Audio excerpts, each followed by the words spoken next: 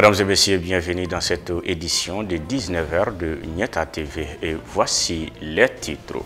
Le gouvernement du Mali a donné un délai de 72 heures à l'envoyé spécial de la CEDEAO pour quitter le territoire national. Les détails dans ce journal.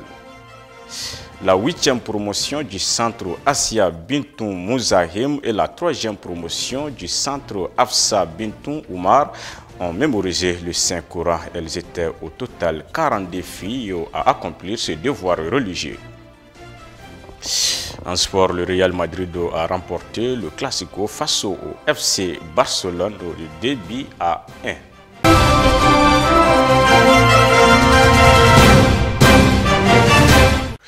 Comme annoncé dans les titres, ce lundi 25 octobre 2021, le représentant spécial de la communauté économique des États de l'Afrique de l'Ouest, CEDEAO au Mali, a été convoqué au ministère des Affaires étrangères et de la coopération internationale où il lui a été notifié la décision du gouvernement de la République du Mali le déclarant persona non grata au vu de ses agissements incompatibles avec son statut.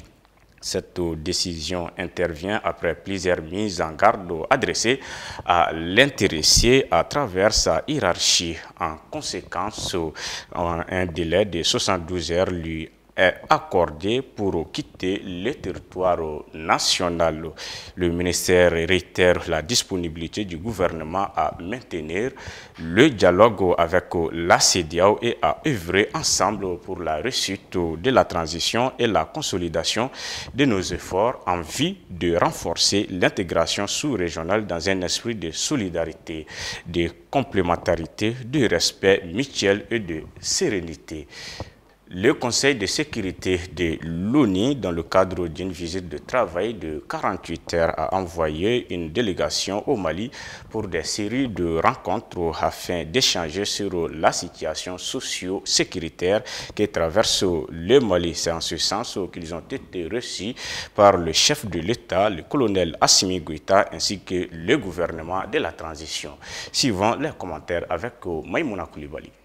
Le chef du gouvernement a indiqué que cette visite intervient à un moment crucial de la vie de notre nation, marqué depuis 4 mois par la rectification de la trajectoire de la transition intervenue le 24 mai 2021. Le Premier ministre a expliqué à ses hôtes les 4 axes du plan d'action de son gouvernement, avant d'insister sur le besoin de sécurité, de justice, de réformes, voire de refondation, ajoutant que la situation de la transition politique en cours est le fruit de cette aspiration populaire. Il a rappelé que notre pays a basculé d'abord en 2018, puis en 2020 dans une crise politique post-électorale, d'où la décision de la mise en place de l'autorité indépendante de gestion des élections et celle de la tenue des assises nationales de la refondation. Le chef du gouvernement a invité les membres du Conseil de sécurité et l'ensemble des partenaires bilatéraux et multilatéraux du Mali à apporter leur soutien à la réussite de la transition et à continuer à avoir une lecture réaliste et lucide des défis complexes auxquels le pays est confronté. Après le chef du gouvernement, la délégation du Conseil de sécurité a été reçue à Koulouba par le chef de l'État, le colonel Assimi Goïta. À l'issue de cette rencontre, ils ont rendu hommage aux casques bleus tombés pour la paix au Mali, au cadre général de la MINUSMA, avant de finir leur visite par une conférence de presse. Les ambassadeurs du Kenya, du Niger et de France à l'ONU ont indiqué qu'ils étaient venus transmettre un message de solidarité et de soutien au Mali, mais aussi pour écouter les autorités de la transition. Selon eux, ils ont pu s'entretenir avec les différents acteurs, à savoir les autorités de la transition, la société civile, les signataires de l'accord de la paix, et ils ont appris beaucoup de choses. C'est donc une délégation du Conseil de sécurité bien imprégnée de la situation du pays qui quitte le Mali. Le ministre de l'économie et des finances, M.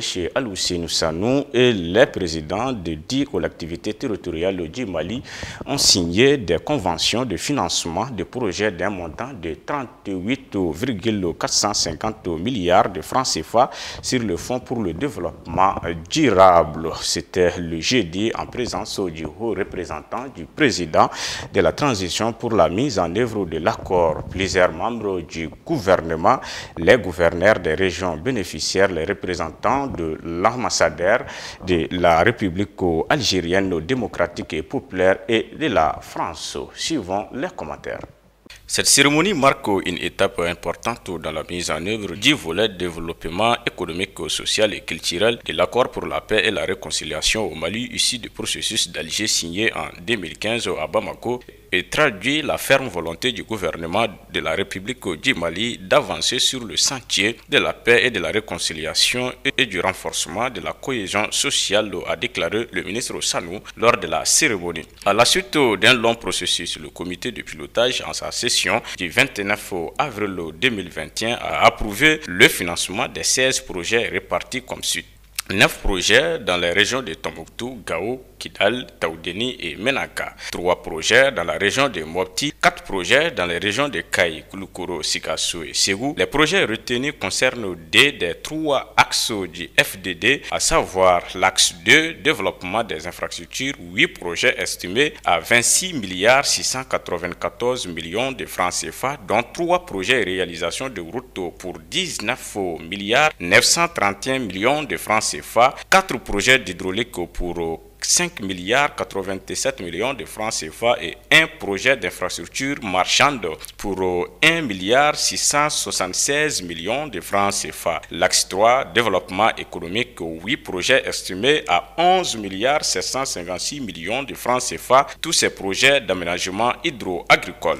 Après la signature des conventions de financement, le porte-parole des présidents des collectivités territoriales bénéficiaires, M. Siaka Dambélé, a remercié le ministre de l'économie et finances pour la mise en disposition de ces financements des projets dont leurs réalisations auront des impacts significatifs dans la dynamique de développement local et dans le renforcement des acquis de la décentralisation. Le représentant de l'ambassadeur de la République algérienne démocratique populaire, M. Chabano, a félicité au nom du chef de file de la médiation et du président du comité de suivi de l'accord le gouvernement pour l'accomplissement de l'un des engagements clés de l'accord de paix et de réconciliation issu du processus d'Alger. Le ministère de l'économie et des finances a adressé au nom du président de la transition, chef de l'État, du premier ministre et de l'ensemble des membres du gouvernement des sincères remerciements aux partenaires techniques financiers pour leur accompagnement aux efforts de développement du Mali. Il a exhorté tous les acteurs, et principalement les gouverneurs des régions et les présidents des collectivités régionaux, des autorités intérimaires et des collèges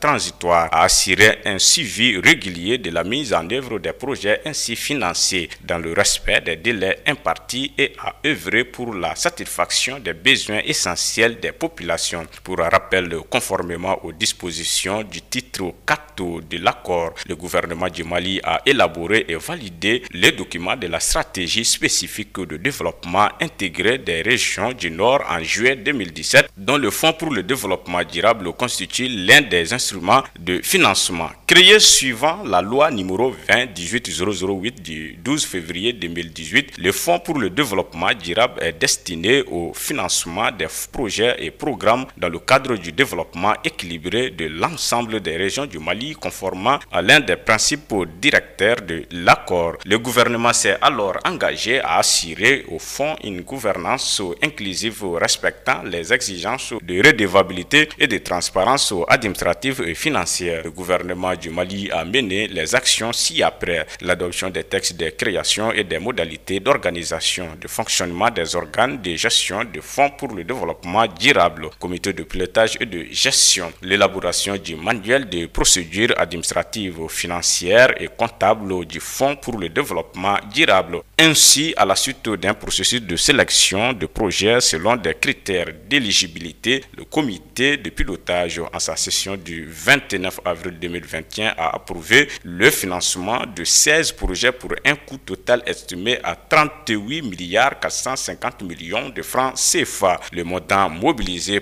pour le développement durable est d'environ 61 milliards de francs CFA, dont 59 milliards 700 millions financés par l'État malien et un appui de 1 milliard 300 millions de francs CFA de l'Agence France pour le développement.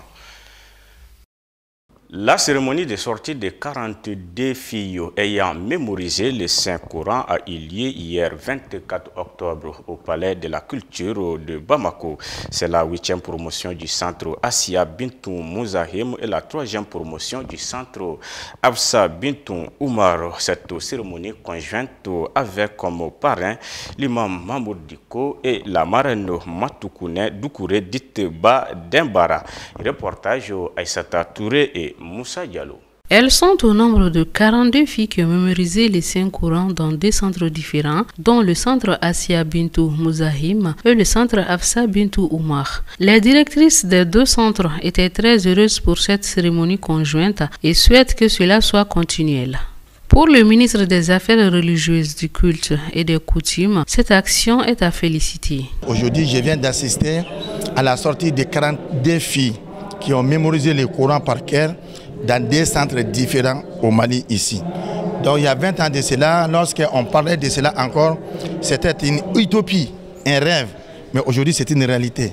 Pourquoi? Parce que grâce à Allah subhanahu wa ta'ala, nous avons récolté des grandes personnalités qui sont là au nom de la religion islamique et qui ne se branlent jamais devant la répandation de cette religion. Donc celui qui réfléchit mieux ou même qui médite doit savoir aujourd'hui qu'il y a une grande avancée dans l'islam et surtout par rapport à la mémorisation du Saint-Coran. Le parrain de cette cérémonie conjointe, Imam Mahmoud Diko, a lui aussi donné ses impressions tout en saluant le corps professoral des 2 centres. Les impressions, c'est d'abord remercier le Tout-Puissant qui nous a permis d'être là aujourd'hui avec nos enfants, nos petits-enfants, surtout les filles aujourd'hui qui sont parmi les meilleurs qui ont appris ce Coran par cœur. C'est vraiment une première dans notre pays aujourd'hui de voir tant de filles et mémoriser le Coran et de cette manière, de la plus belle manière. Nous sommes à une époque où nos enfants sont ciblés par beaucoup de choses, ils font l'objet de beaucoup de situations aujourd'hui. Trouver le moyen d'encadrer ces jeunes filles et leur permettre vraiment de s'approprier le Coran est quelque chose d'extraordinaire. D'accord, donc nous saluons non seulement l'encadrement et puis les maîtres qui ont eu à encadrer ces jeunes filles et puis les promoteurs de ces différents centres aujourd'hui qui sont dans notre pays, qui sont aujourd'hui des dizaines, voire des centaines de centres aujourd'hui pour la mémorisation du Saint-Coran. Les heureuses récipiendaires ont manifesté leur joie et ensuite salué leurs encadreurs. La grande prédicatrice Seyda Mariam Dambélé, très contente, a appelé les uns et les autres à poursuivre ce noble chemin tout en les sollicitant à venir en aide à ces différents centres dans notre pays. Cette grande cérémonie s'est clôturée par la remise de diplômes aux récipiendaires ainsi que 2 diplômes de reconnaissance au ministre des Affaires religieuses, du culte et des coutumes et au parrain Imam Mahmoud Diko. Vivement d'autres promotions. L'ancien gouvernement sous le régime d'Ibrahim Boubacar Keïta avait recruté pour une durée de 6 mois 15 300 enseignants volontaires sur toute l'étendue du territoire national du Mali. Les pédagogues avaient répondu à l'appel de l'État pour sauver l'année scolaire 2019-2020 perturbée par la grève des syndicats de l'éducation signataires du 15 octobre 2016 se retrouvent aujourd'hui au chômage, raison pour laquelle ils ont lancé un appel pour leur intégration à la fonction publique de l'État ou des collectivités territoriales. Suivons les commentaires avec Aïssata Maïga. Dans ce communiqué, le président du collectif des enseignants volontaires, Zie Sanogo, a indiqué qu'à défaut de cela, le gouvernement pourrait leur soumettre un nouveau contrat. Pour répondre à l'appel du gouvernement de l'époque, beaucoup d'entre nous ont déserté les écoles privées, pas pour saboter ou entraver le bon déroulement de la lutte des collègues fonctionnaires, mais nous avons pensé qu'il est mieux d'avoir affaire à l'État qu'à un particulier, a confié Zie Sanogo. Il a ajouté que ce contrat signé par les enseignants volontaires au compte du Centre national de promotion du volontariat stipulait que le volontaire s'interdit d'exercer toute activité rémunérée publique ou privée. Aujourd'hui, nous nous sommes égarés et esselés. Nous n'avons plus de contrat avec nos écoles privées et nous sommes plus de 2000 chômeurs sortant des écoles de formation, a-t-il regretté. Rappelons que ces enseignants avaient contribué à la sauver l'année scolaire 2019-2020.